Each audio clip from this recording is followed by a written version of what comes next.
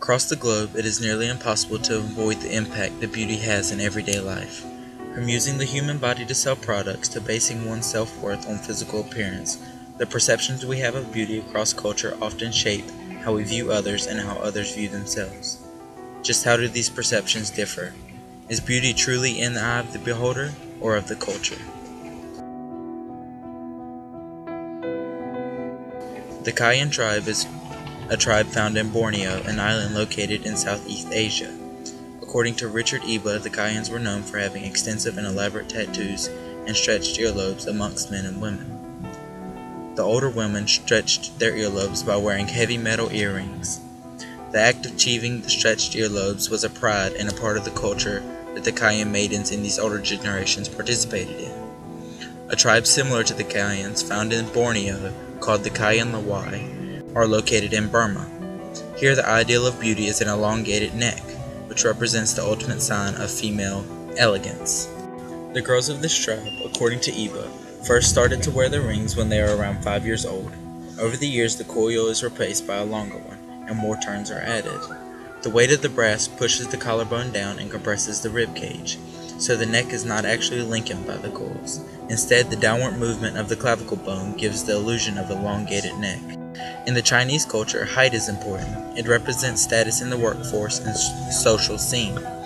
According to M.A. Katagani and colleagues, society places considerable value on physical beauty and presentation. These prejudices extend to short stature, which may cause psychological disturbance.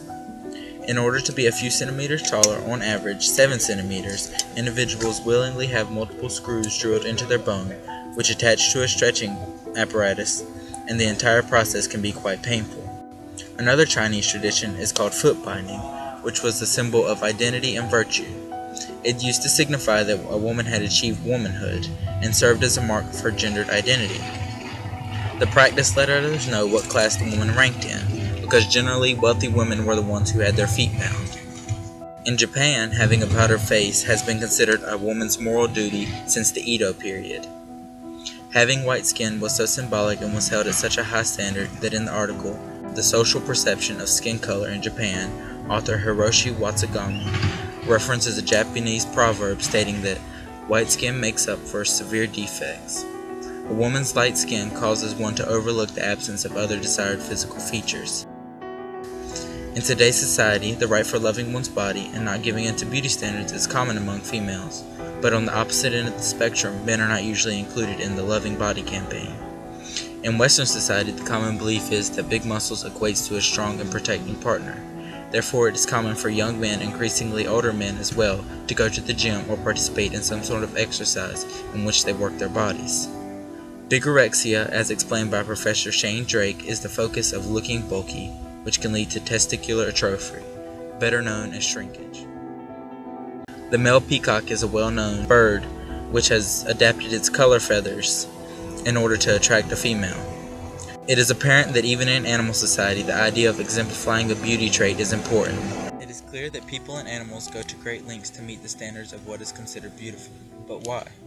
Although there is a biological basis to beauty, societies across the globe have placed a high value on an attractive physical appearance. The world loses sight of inner beauty and the effects are detrimental. Seeing people for who they are instead of objectifying them in society and media will not only have a positive impact on a person's well-being, but also on the world. Everyone is beautiful, and it's time for the world to open their eyes to see that.